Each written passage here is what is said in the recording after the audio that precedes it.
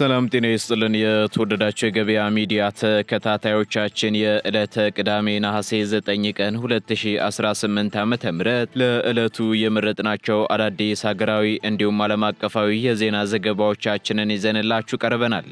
የዜና ዘገባዎቻችንን ስፖንሰር ያደረገልን አጋራችን ደግሞ የሮሃ ፎሬክስ ቢሮ ነው።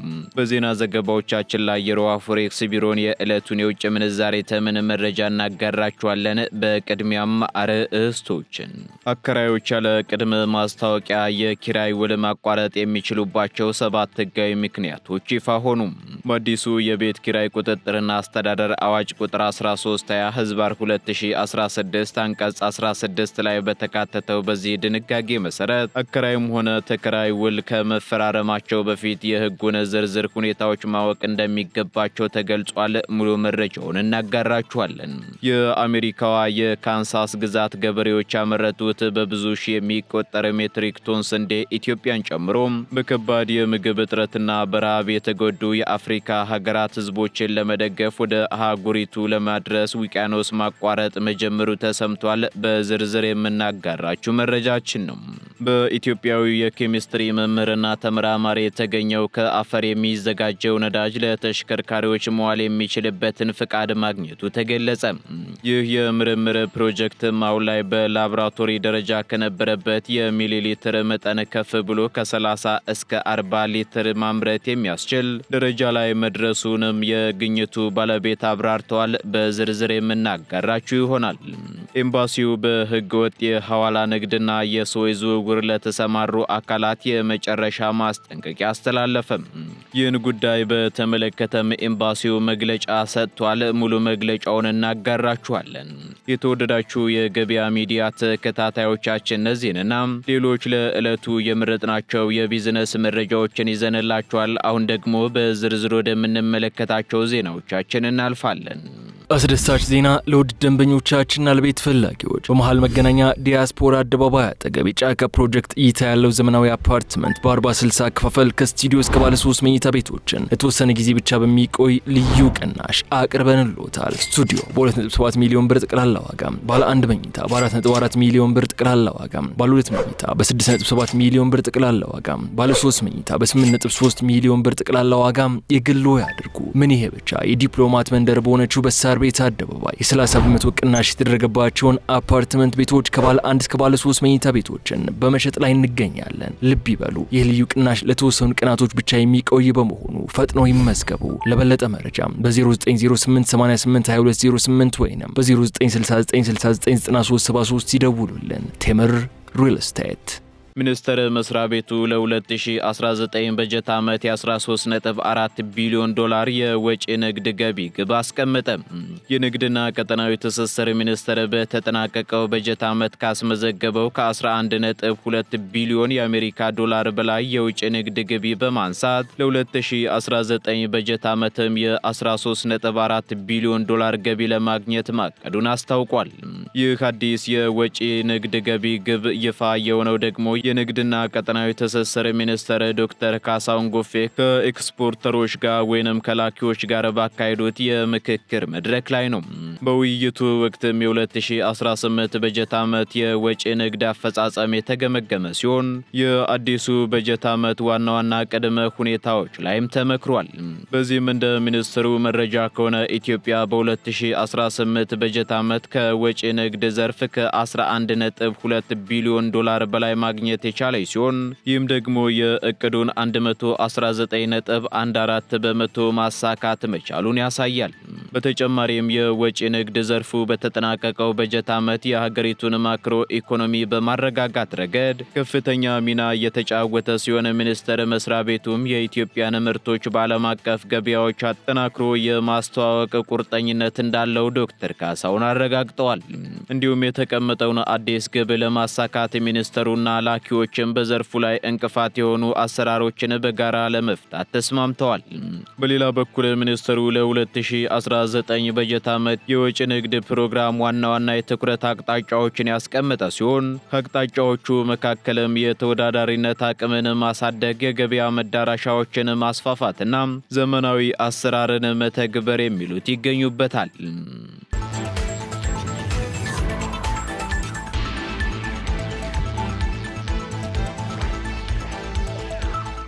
ኤምባሲው በሕገ ወጥ የሐዋላ ንግድና የላኪዎች ዝውውር ለተሰማሩ አካላት የመጨረሻ ማስጠንቀቂያ አስተላለፈ። በተባበሩት አረብ ኤምሬቶች የኢፌዴሪ ኤምባሲ በሕገ ወጥ የሐዋላ ንግድና የሰዎች ዝውውር ላይ ተሰማርተው በሚገኙ አካላት ላይ ጥብቅ ክትትል እያደረገ መሆኑን አስታውቆ ከድርጊታቸው በአስቸኳይ እንዲቆጠቡም የመጨረሻ ማስጠንቀቂያ አስተላልፏል። ኤምባሲው ነሐሴ 8 ቀን 2018 ዓ.ም ባወጣው መግለጫ አጽንኦት እንደሰጠው ማስጠንቀቂያውን ችላ ብለው በሕገ ወጥ ተግባራቸው የሚቀጥሉ አካላት ላይ ከኢትዮጵያና ከኤምሬቶች የሕግ ማስከበር አካላት ጋር ያለው ቅንጅት ተጠናክሮ እርምጃው ይቀጥላልም ብሏል። በዚህም መሰረት ኤምባሲው ለህብረተሰቡና ለባለድርሻ አካላት 3 ዋና ዋና ጥሪዎችን ያስተላለፈ ሲሆን በሕገ ወጥ የሐዋላ ንግድና የሰዎች ዝውውር ላይ የተሰማሩ ግለሰቦችና ቡድኖች ቅርብ ክትትል እየተደረገባቸው መሆኑንም አውቀው ከነዚህ ሕገ ወጥ ተግባራት በአስቸኳይ እንዲቆጠቡ አሳስቧል። እያንዳንዱ ወገንም ወደ ሀገር ቤት ገንዘብ ሲልክ ሕጋዊ የባንክና ፈቃድ ያላቸው የሐዋላ ተቋማትን ብቻ እንዲጠቀም እንዲሁም ስራ ፈላጊዎችን ሲያመጣም በሕጋዊ የስራ መስመር ብቻ እንዲጠቀም ጥሪ አቅርቧል።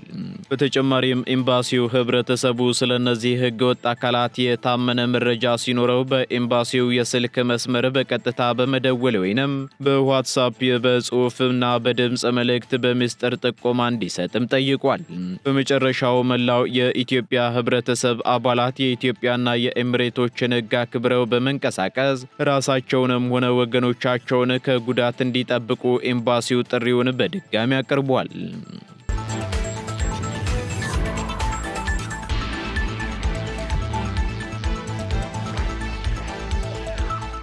የክልሉ ጠቅላይ ፍርድ ቤት በጠበቆች ላይ ተጥሎ የነበረውን የተጨማሪ እሴት ታክስ ምዝገባ አገደ።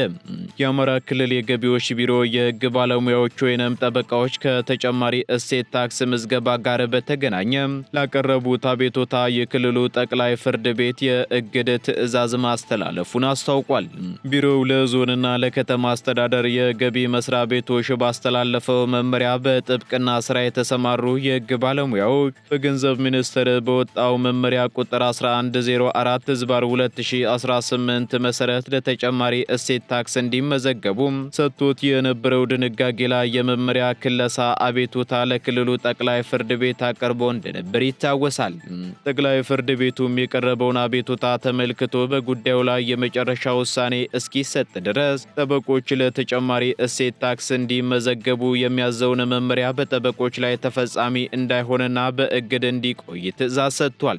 ነገር ግን የተጨማሪ እሴት ታክስ ምዝገባው በእግድ መቆየቱ ጠበቆችን ከሌሎች የግብር ግዴታዎች ነፃ እንደማያደርጋቸው ያሳሰበው ቢሮው ማንኛውም የሕግ ባለሙያ ወይንም ጠበቃ የንግድ ስራ ገቢ ግብሩን በተመለከተ በክልሉ የገቢ ግብር አዋጅ ቁጥር 301/2018 መሰረት የመክፈል ግዴታው እንደጸና መሆኑን አስታውቋል። በመሆኑም ባለሙያዎቹ እንደ ደረጃ ለግብር ከፋይነታቸው የሂሳብ መዝገብ የመያዝ ወይንም በታወቀው የገቢ ማሳወቂያ ቅጽ መሰረት ግብራቸውን በወቅቱ የማሳወቅ ግዴታ አለባቸው ተብሏል። በሌላ በኩል የፌዴራል ጠበቆች ማህበር የጠበቆችን የግብር አከፋፈል ሁኔታ በተመለከተ እያከናወናቸው ስላላቸው ስራዎችም ለአባላቱ በሰጠው ማብራሪያ በጉዳዩ ላይ ከሚመለከታቸው አካላት ጋር ተከታታይ ውይይቶችን እያደረገ ስለመሆኑ አንስቷል።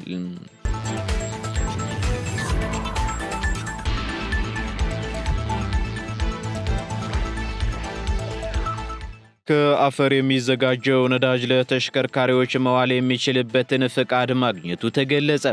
ከ10 ዓመታት በፊት በነዳጅና በሊቲየም ፈጠራ ስራቸው የብዙዎችን ትኩረት ስበው የነበሩት የጎንደር ዩኒቨርሲቲ የኬሚስትሪ መምህርና ተመራማሪው አቦሃይ ውብሸት ከአፈር ነዳጅ የማዘጋጀት ፈጠራቸው ስላለበት ወቅታዊ ሁኔታ ማብራሪያ ሰጥተዋል።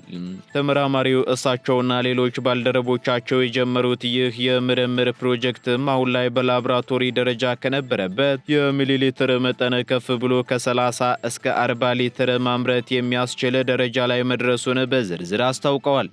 ለዚህም አዲስ ፈጠራ የፈጠራ ባለቤትነት ወይንም ፓተንት መብት የተሰጠው ሲሆን የኢትዮጵያ የጥራት ኤጀንሲ ምርቱ ለተሽከርካሪዎች አገልግሎት መዋል እንደሚችል የጥራት ማረጋገጫ እንደተሰጣቸው ከአሚኮ ዲጂታል ሚዲያ ጋር በነበራቸው ቆይታ አብራርተዋል። በቀደምት ጊዜያትም በጎንደር ዩኒቨርሲቲ አማካኝነት ነዳጁ ተመርቶ የተወሰኑ ተሽከርካሪዎች አገልግሎት እንዲሰጡ ማድረግ እንደተቻለና ከፕሮፌሰር ብርሃኑ አንዱዓለም ጋር በመሆንም ለሰሩት አበረታች የምርምር ውጤት ከጠቅላይ ሚኒስትር ዶክተር አብይ አህመድ እውቅናና ሽልማት እንደተበረከተላቸው ተመራማሪው ተናግረዋል። ለዚህ ሀገር በቀል ምርትም ዋነኛ ግብዓት የሆነው በሰሜን ተራራ የሚገኘው ዶቤ የተባለ የአፈር አይነት ሲሆን አፈሩን ከውሃ ጋር በመቀላቀልና በተለያየ የሙቀት መጠን በማሳለፍ የተጣራ ነዳጅ ማግኘት እንደተቻለም ቀደም ሲል መዘገቡ ይታወሳል። ይሁን እንጂ ይህ ትልቅ አቅም ያለው የፈጠራ ስራ ሙሉ በሙሉ ወደ ፋብሪካና ሰፊ የጅምላ ምርት እንዳይሸጋገር የተለያዩ ተግዳሮቶች እንደገጠሙት ተመራማሪው ተናግረዋል። ባለፉት 2 እና 3 ዓመታትም በተለያዩ አካባቢዎች ተንቀሳቅሶ የጥሬ ዕቃ ናሙናዎችን ለማጥናት የጸጥታ ሁኔታው አስቸጋሪ በመሆኑ የፕሮጀክቱን አዋጭነት በሰፊው ለማጥናትና ግብዓቱ በበቂ ሁኔታ መኖሩን ለማረጋገጥ የሚረዳ የፋይናንስ እጥረት ማጋጠሙን ተናግረዋል። በተጨማሪም ጎንደር ዩኒቨርሲቲ የተለያዩ እገዛዎችን እያደረገላቸው ቢሆንም በየጊዜው በሚደረጉ የአመራር ለውጦች ምክንያት በሚፈጠሩ አሰራሮች ውስጥ ተግዳሮቶች እንደሚገጥሟቸው ተመራማሪው አንስተዋል። ምንም እንኳን ከፋብሪካ ማቋቋም አንጻር ሰፊ ምርት ላይ ለመድረስ የተለያዩ ተግዳሮቶች ቢኖሩም ግን ፕሮጀክቱ ፍጹም እንዳልተቋረጠና በላቦራቶሪ ደረጃ ስራው አሁንም እንደቀጠለ መምህር አቦሃይ አረጋግጠዋል። ከባዮ ነዳጁ በተጨማሪም ለኤሌክትሪክ መኪኖችና ለወደፊት የኤነርጂ አቅርቦት ወሳኝ የሆነው የሊቲየም ማዕድን ማውጣት ስራ ላይ ትልቅ ውጤት መገኘቱ ተጠቁሟል።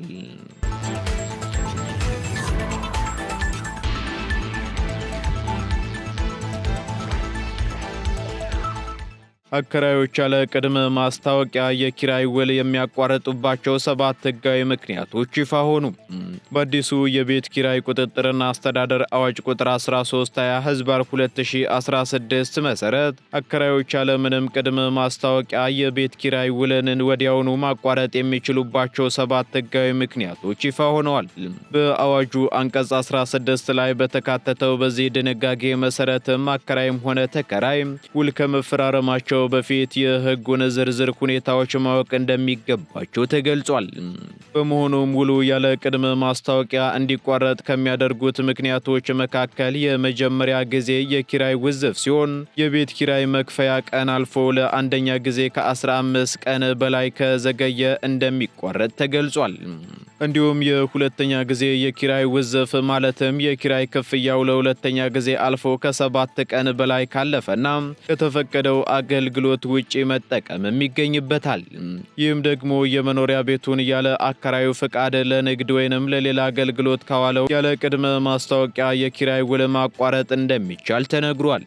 በሌላ በኩል ወንጀል መፈጸም ማለትም በቤቱ ግቢ ውስጥ ማንኛውም ህገወጥ ድርጊት ወይንም ደግሞ ወንጀል የሚያከናውን ከሆነና የአካባቢውን ሰላምና ጸጥታ በተደጋጋሚ የሚያውክ ድርጊት ከተፈጸመ አከራዮች ያለ ምንም ቅድመ ማስታወቂያ የቤት ኪራይ ውልን ወዲያውኑ ማቋረጥ እንደሚችሉ ተደንግጓል። ከዚህ በተጨማሪም በቤቱ አካልና ንብረት ላይ ጎልቶ የሚታይ ጉዳት ያደረሰ እንደሆነና ህጉ ከሚፈቅዳቸው ሌሎች ተመሳሳይ ከባድ ጥሰቶች ሲገኙ በተመሳሳይ ውሉ ማቋረጥ ይቻላል የተባለው። በዚህም አዲሱ አዋጅ አከራይና ተከራይን መብትና ግዴታ በግልጽ በመደንገግ በኪራይ ዘርፍ የሚታዩ አለመግባባቶችን በህጋዊ መንገድ ለመፍታት ያለመ መሆኑ ተመላክቷል።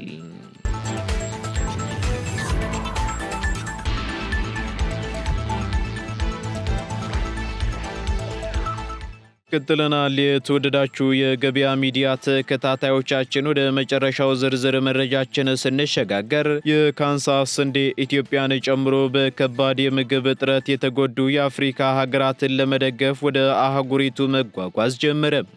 የአሜሪካዋ የካንሳስ ግዛት ገበሬዎች ያመረቱት በብዙ ሺህ የሚቆጠር ሜትሪክ ቶን ስንዴ በከባድ የምግብ እጥረትና በረሃብ የተጎዱ የአፍሪካ ሀገራት ህዝቦችን ለመደገፍ ወደ አህጉሪቱ መጓጓዝ ጀምሯል። በዚህም በዚህ ሳምንት ይህ ከፍተኛ መጠን ያለው ስንዴ በከፍተኛ የምግብ እጥረትና ረሃብ ውስጥ ለሚገኙ ኢትዮጵያውያንም እርዳታ እንዲውል ውቅያኖስ ማቋረጥ መጀመሩ ተነግሯል። የዓለም የምግብ ፕሮግራም ባዘጋጀው ግዙፍ መርከብ አማካኝነት የሚጓጓዘው ይህ የአሜሪካ ስንዴና ሩዝ በኬንያ ሞምባሳ ወደብ በኩል ወደ ኢትዮጵያ ገብቶ ስርጭት እንደሚያደርግ የተገለጸ ሲሆን ጭነቱ ከ1 ሚሊዮን በላይ ለሚሆኑ ሰዎችም የአንድ ዓመት የምግብ ድጋፍ ለማቅረብ ያስችላል ተብሎ ይጠበቃል።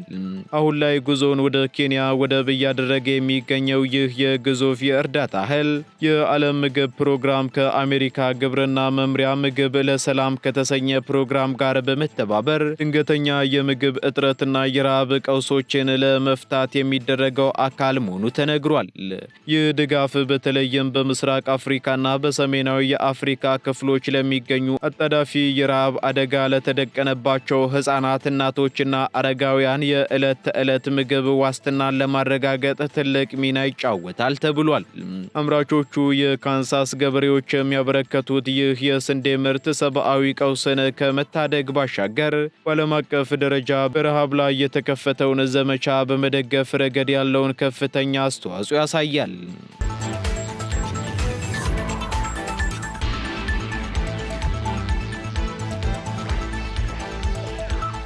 ቀጥለናል። የተወደዳችሁ የገበያ ሚዲያ ተከታታዮቻችን፣ በመጨረሻም የሮሃ ፎሬክስ ቢሮን የዕለቱን የውጭ ምንዛሬ ተመን መረጃ እናጋራችኋለን።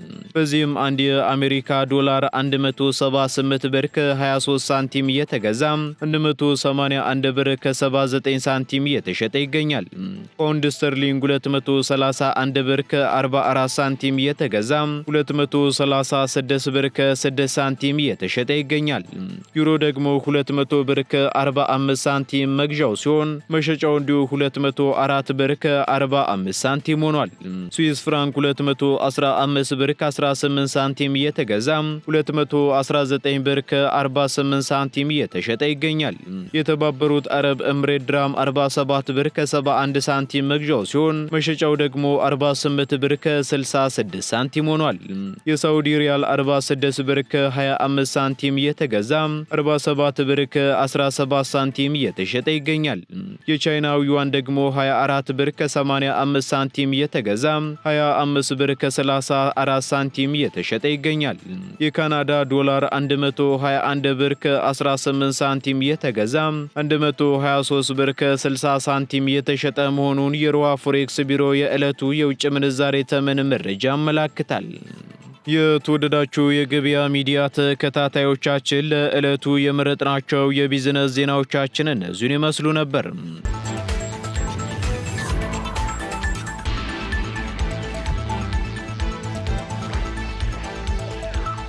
እንዲሁም አዳዲስና ተጨማሪ የቢዝነስ ዜናዎችን ለማግኘት ታዲያ የገበያ ሚዲያን እንድትወዳጁ እንጋብዛለን። ሰናይ ጊዜን ተመኘን።